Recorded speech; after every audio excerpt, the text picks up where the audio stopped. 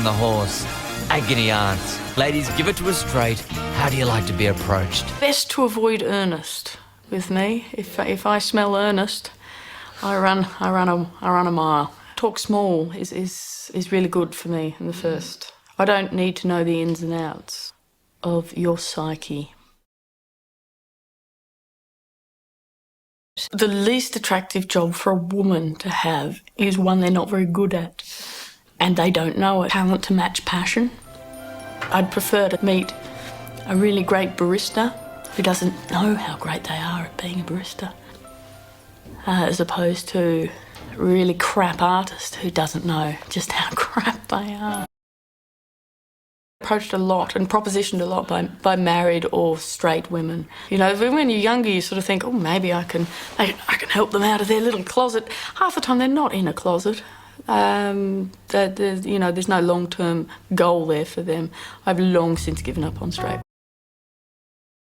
Fear rejection, something awful, and it's made me very timid. And so you don't get rejected if you don't make a move. My recovery's not... As I mentioned earlier, for years I was told in no uncertain terms that there should be 3 days between a woman giving you her number and you calling it. So many hidden ways you can feel out a situation. You can call them the next day and just say, I really enjoyed meeting you yesterday. Would you like to know how I got your number? I wouldn't like anyone to avoid a specific conversation in the first few dates because, you know, if you like to talk about politics and religion, then it's best I learn that in the first few dates, so that's all there are. What are the other classic do's and don'ts of going on a date? Make sure you're both clear that it is a date. You just know. You just know. Like, you pick up on vibes. It should be very clear, but sometimes it's better to beat a dead horse than a live one. What should you keep silent about in a lesbian relationship? There's a danger of oversharing too quickly. And you know everything about each other in a very, very short amount of time. Lesbian burnout, we'll call it. Like, you know, lesbian relationships can become very dull very quickly. Once you finish downloading your story, then you start buying clothes together and moving in and becoming the same person. I like opening doors for people, but I'm equally delighted if people open doors for me, and especially if I want to go through them. And then maybe... I always loved the fact that my pop would walk on the traffic side of the footpath. I just think there's something really lovely about that. Right. Well, chivalry is a problematic thing, I think, generally, because it assumes that one is weaker than the other. There are certain times in human existence when, it's very important that the stronger protect the weak. But our ideas about, strength and weaknesses have changed. I immediately go, I love you too. Like, it's awful, and it's too soon. It's too soon. If it's too soon, it's too soon, and I know it, but I always just go, oh, maybe I'll catch up. And it said to me, I think I'm falling in love with you. And I've said, no, you're not. Like, I've actually said that, no, you're not. It was more a plead on my behalf, like, no, don't. I've been known to flirt with a mother. I've been known to flirt. I don't know how I feel about that, but it's almost like my default. It's an MO. Hello, how you doing? Like, wrong on so many levels. Mother refused to meet me, which was awful. It completely depends on how they feel about their daughter's sexuality. That is a big problem. Oh, you're daft. You just stop functioning on a normal, useful level. It's lovely, but it has to stop eventually. But, and part of you just wants it to stop so you can live normally again. Part of you really craves that next step where you're comfortable and not in this constant state of agitation. Yeah. But part of you almost mourns it before it's over. And because of...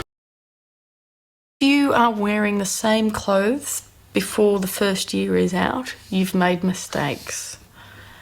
This happens in lesbian relationships. The urge to merge becomes quite strong. And I think it's a trap.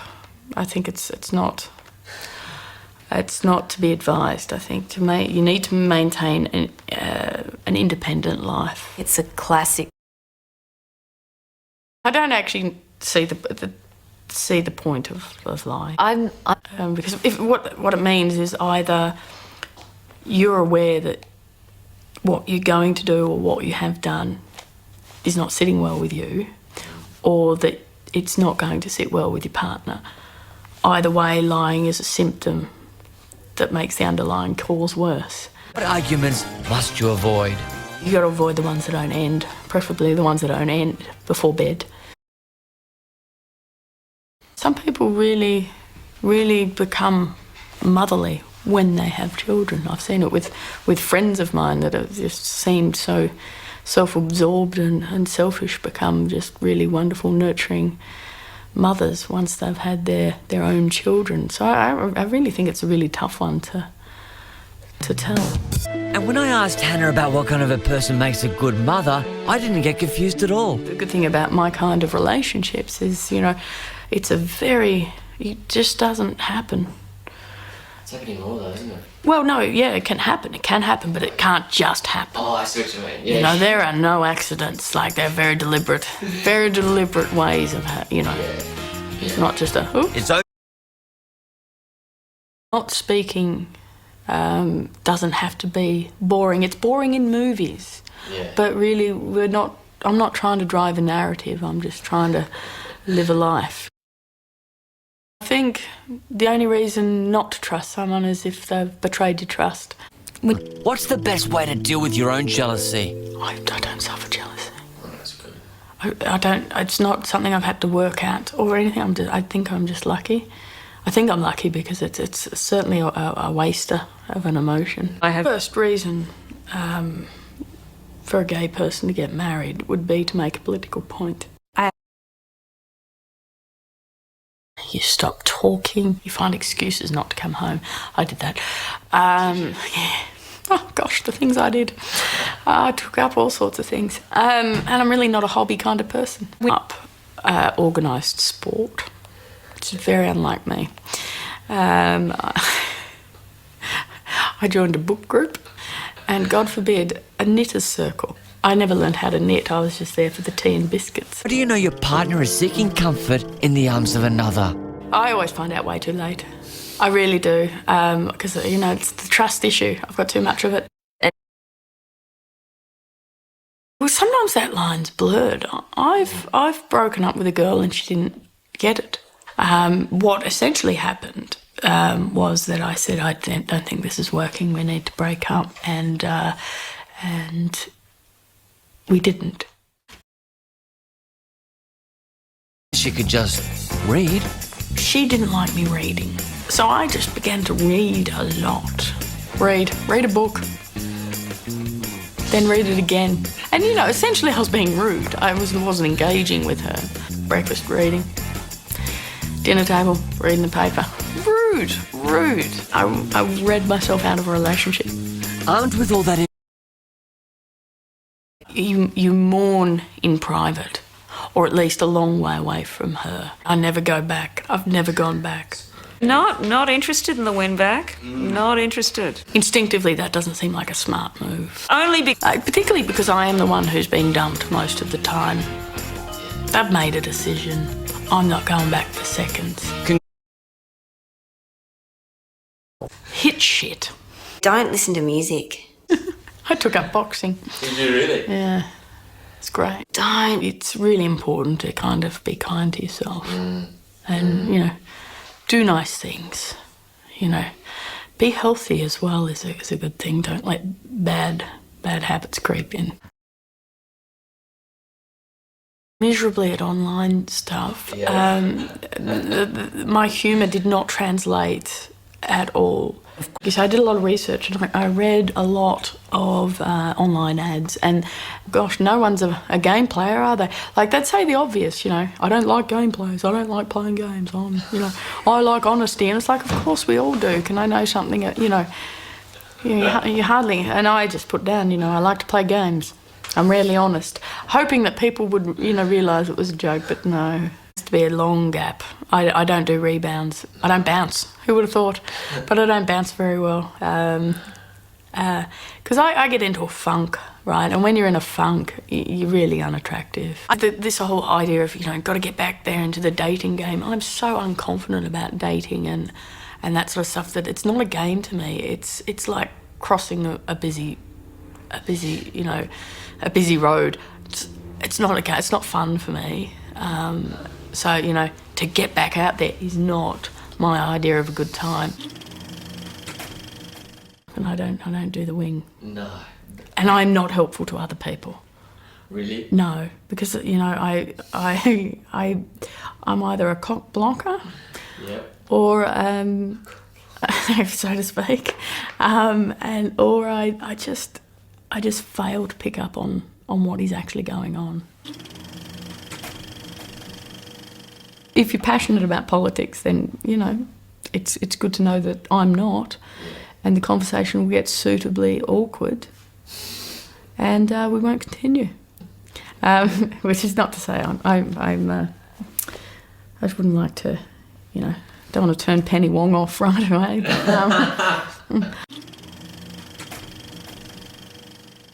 I'm also frightfully shy, so I know that I'm difficult to talk to at times, and if that means that the person I'm on a date with over talks, I'm never going to judge them on that, because I know that when I don't know someone very well, I can be quite uncommunicative. So you've got to give someone a few chances. I guess go for the lips. I remember, gosh, I once kissed a girl there. So I was sober, and I realised I'd never made first contact with anybody sober. And I'm kind of on this date, and it's clear we're both pleased with each other. It's clear, but the first kiss hadn't taken place, and it had to. It had to. And I kissed on the forehead. It was mortifying. Like that's all I could manage. Like I was so nervous, and it was so. And did she We worked it out. We worked it Yeah. out. We worked it out eventually. But it was a course. There was. It was like it was almost like a paternal. Yes, it was paternal. It was awful, because I wouldn't like to say I had paternal feelings. Right.